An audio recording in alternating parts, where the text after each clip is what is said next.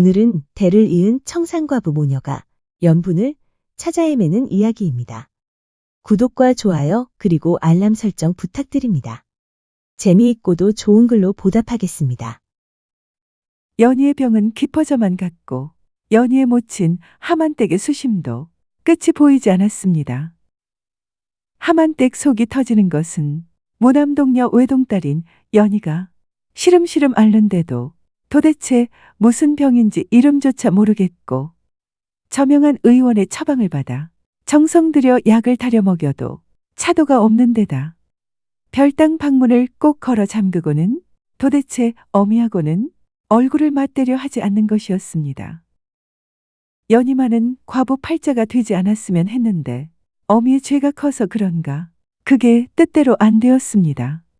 시집갈 무렵의 연희는 어머니처럼 자기도 청산과부가 될 것이라고는 꿈에도 생각 안 했습니다. 시작은 좋았습니다. 고을이 떠들썩하게 진주 제1의 부잣집의 시집가 마을 처녀들의 부러움을 한 몸에 받았으니까요. 신랑이 철이 없는 것 같아 조금 신경이 쓰이기는 했지만 세월이 해결해 줄 거라 믿고 별로 걱정 안 했습니다. 하지만 이 일을 어쩌나요? 같이 살게 된 지 1년도 채 안 됐는데 연병에 걸려서 덜컥 저 세상 사람이 되고 말았습니다. 멀쩡한 아들이 죽자 정신이 반쯤 나간 시어머니는 어디서 무슨 말을 듣고 왔는지 사주에 애기 낀 재수 없는 며느리가 들어와서는 멀쩡한 신랑을 잡아먹은 것이라고 아침 저녁으로 노래를 불렀습니다. 그렇게 시어머니의 악쓰는 소리와 넋두리를 듣다 보니 어느덧 신랑이 죽고 3년이 지났습니다. 죽은 남편의 제사를 마친 날 시아버님이 연희를 부르더니 토지 문서를 하나 내놓고는 말씀하셨습니다. 시어머니로부터 애먼 소리를 듣고 사노라고 그동안 마음고생 많이 했다. 우리 사이의 인연은 여기서 끝내자. 친정에 돌아가서 있다가 좋은 인연을 만나서 잘 살았으면 좋겠다. 시아버님에게 큰절하고 물러나와서는 3년 동안 입고 있던 소복을 벗어서 장독대 옆에서 불태웠습니다. 시아버님이 주신 토지 문서를 그동안 살던 방 안에 그대로 둔 채 시아버님 말씀대로 이 정도면 내 할 노릇은 다 했다. 하고 생각하고는 보따리 하나 품에 껴안고 요란스럽게 시집갈 때와는 달리 쥐도 새도 모르게 배결이를 걸어서 친정으로 돌아왔습니다. 와서 보니 모친 혼자 살고 있는 드넓은 기와집은 반갑게도 예전과 다름이 없었습니다. 그렇지만 행랑채를 웬 중년 선비 한 사람이 차지하고 있어서 신경이 조금 쓰였습니다.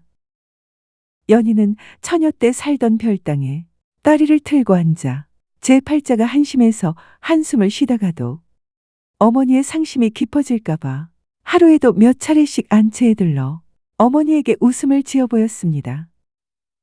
때로는 제 팔자가 어머니하고 함께 살라고 정해져 있나 봐요. 하면서 어머니 손을 꼭 잡곤 했습니다. 그러던 연희가 어느 날부터인가 방문을 꼭 걸어 잠근 채 어머니와는 얼굴도 대하지 않고 말문도 닫아버렸습니다.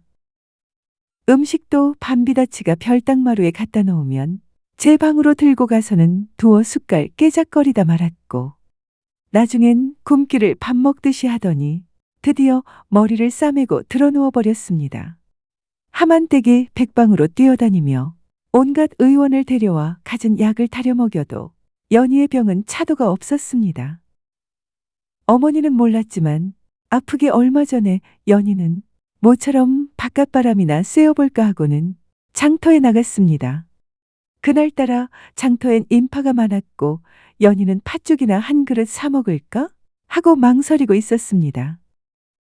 그때 말쑥한 도포자락을 입은 사내 하나가 조심스럽게 다가오더니 말을 걸었습니다.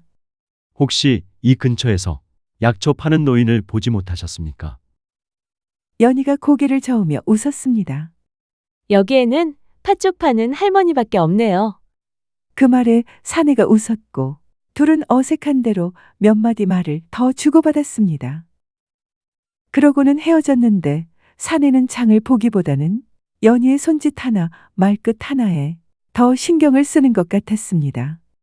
그 사내에 정신이 가기는 연희도 마찬가지였습니다. 그날 해가 질 때까지 두 사람은 누가 시키지도 않았는데 장터를 돌며 마주 웃고 마주 걸었습니다. 헤어질 무렵 전 먹던 힘까지 다 끄집어내 용기를 낸 연희가 말했습니다. 제 이름은 연희예요. 저는 김상우라고 합니다. 언젠가 다시 뵙고 싶소이다. 그날 밤 연희는 무언지 모를 행복감에 젖어 밤새 눈을 말똥거리며 잠을 이루지 못했습니다. 다음 장날에 나가봤지만 그 남자는 나타나지 않았습니다. 그 다음 장날에도 남자는 모습을 드러내지 않았습니다. 집으로 돌아오는데 찔끔 생각지도 않았던 눈물이 났습니다. 얼른 손수건을 꺼내서 눈물을 닦았습니다. 방 안에 은둔하고 있는 연희가 만나는 단 한 사람은 박물장수 아주머니입니다.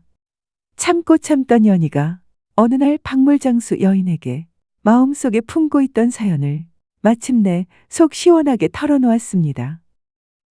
지난 가을 어느 장날 장을 보러 갔다가 집에 돌아온 연희가 모친과 이른 저녁을 먹고 피곤해서 쓰러져 누웠다가 한숨 푹 자고 일어난 것은 밤도 깊은 삼경이었다고 합니다. 잠이 오지 않아 교교한 달빛을 맞으며 앞마당까지 나왔다가 안방에서 이상한 소리가 들려 고양이 걸음으로 다가갔습니다. 방 안에서는 폭풍이 몰아치듯 장대비가 쏟아지듯 남녀 간에 요란한 방사가 벌어지고 있었습니다. 한창 서서 듣고 있었는데 갑자기 인기척이 났습니다. 놀란 연희가 장독대 뒤에 숨었을 때 방문이 살짝 열렸습니다.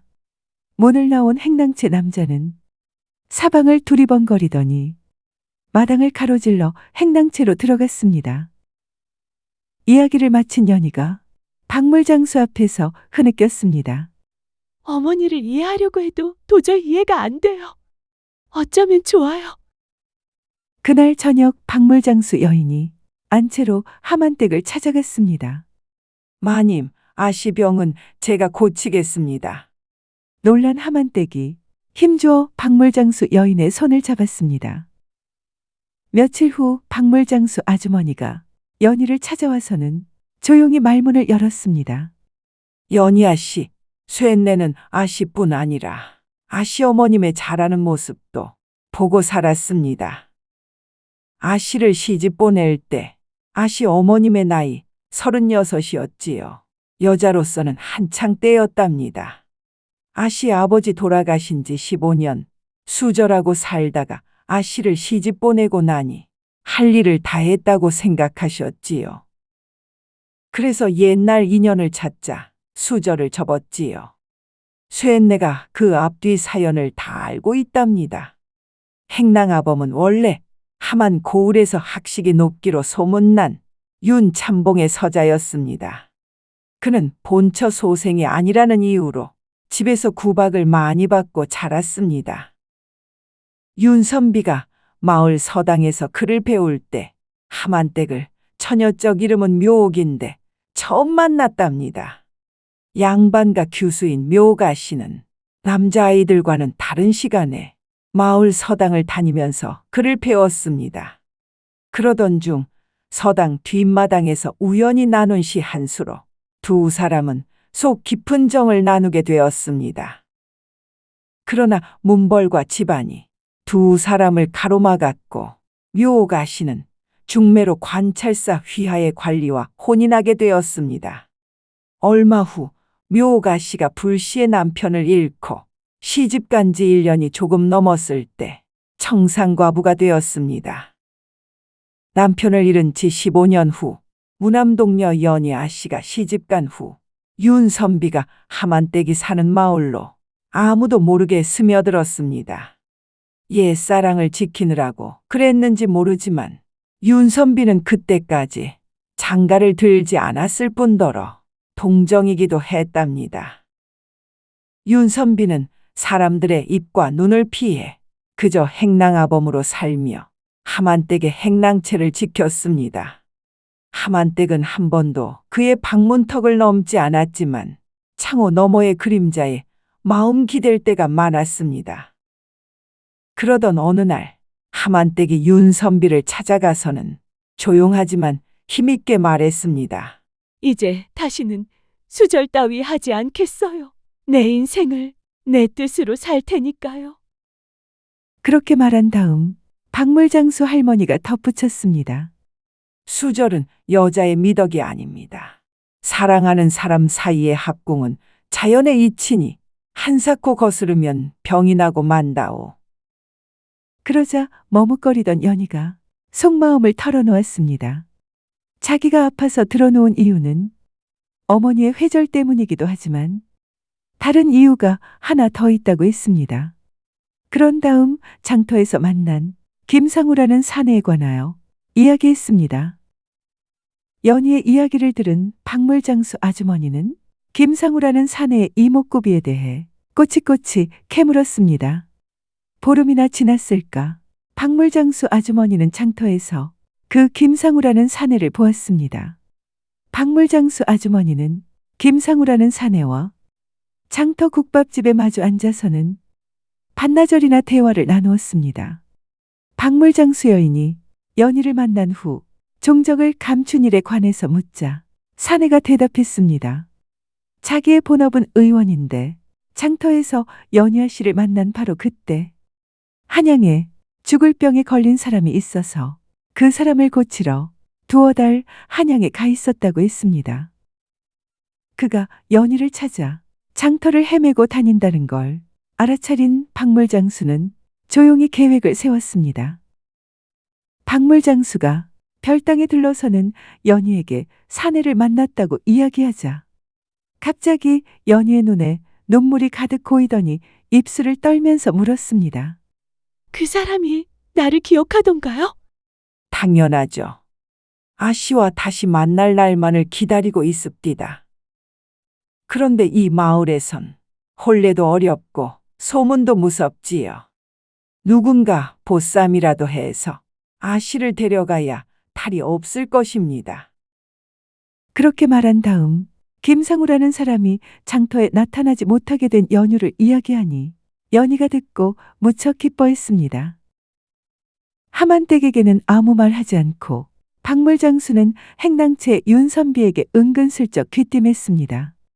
그 말을 들은 윤선비가 나지막하게 중얼거렸습니다. 그 아이는 하만댁이나 나처럼 살게 하지 말아야지요. 한 보름이나 지났을까. 그날따라 칠흑 같은 어둠이라 아무것도 안 보이는 밤이었습니다. 하만댁 담을 넘어온 남정네 둘이 별당으로 몰려가더니 연희를 보쌈에서는 어디론가 사라졌습니다. 그로부터 석 달이 지난 초여름 포동포동 살이 오른 연희가 반듯한 새 신랑을 데리고 친정에 왔습니다. 친정어머니와 행랑채 어른께 드릴 짐을 실은 말이 하인과 함께 마당으로 들어섰습니다. 하만댁은 망설이며 문지방 앞에 섰다가 딸의 얼굴을 보는 순간 울컥 눈물을 솟았습니다. 그토록 말라가던 연희의 얼굴에 생기가 돌고 눈빛엔 옛날 그 웃음기가 되살아 있었습니다. 연희와 상우가 안채 방 안에서 엎드려 절을 했습니다. 어머니, 그동안 걱정 끼쳐 죄송했습니다.